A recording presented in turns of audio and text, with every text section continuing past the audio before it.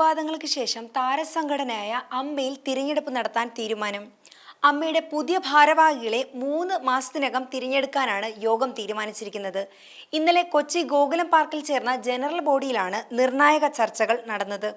President സ്ഥാനത്തേക്ക് മോഹൻലാൽ തുടരണമെന്ന് add ഹോക് committee ആവശ്യപ്പെട്ടിരുന്നു. എന്നാൽ പ്രസിഡന്റ് ആകാൻ താനില്ലെന്ന് മോഹൻലാൽ നിലപാട് വ്യക്തമാക്കിയിട്ടുണ്ട്. ഇതോടെയാണ് തെരഞ്ഞെടുപ്പിന് കളമൊരുങ്ങുന്നത്. പുതിയവർ വരട്ടെ എന്നും അമ്മയിൽ താൻ എപ്പോഴും ഉണ്ടാകുമെന്നും മോഹൻലാൽ യോഗത്തിൽ പറഞ്ഞത്. ജനാധിപത്യപരമായ തെരഞ്ഞെടുപ്പ് പിന്നീട് നടത്താമെന്ന് മോഹൻലാലിന്റെ നിർദ്ദേശം യോഗം അംഗീകരിച്ചത്. ഹേമ കമ്മിറ്റി റിപ്പോർട്ട് പുറത്തു വന്നതിന് പിന്നാലെ അമ്മ നേതൃത്വത്തിലെ ചിലർക്കെതിരെ ലൈംഗിക ആരോപണം ഉയരുകയും സെക്രട്ടറിയായിരുന്ന സിദ്ദിഖ് രാജിവെക്കുകയും ചെയ്തിരുന്നു.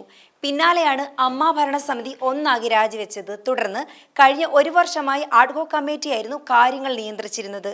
നിലവിൽ ജോയിന്റ് സെക്രട്ടറി ബാബുരാജിനെ ജനറൽ സെക്രട്ടറിയായി ആഡ്ഹോക് കമ്മിറ്റി പുതിയ ഭരണസമിതിയായി തുടരാനുമായിരുന്നു ആലോചന. എന്നാൽ മോഹൻലാൽ കടുത്ത നിലപാടെടുത്തതോടെ തിരഞ്ഞെടുപ്പിലേക്ക് പോകാനായിരുന്നു ഒടുവിൽ തീരുമാനം. അതുപോലെ 13 വർഷങ്ങൾക്ക് ശേഷം അമ്മ മീറ്റിംഗിൽ ജഗദീഷ് ശ്രീകുമാർ എത്തി എന്നതും മറ്റൊരു പ്രത്യേകത കൂടിയായി മാറി.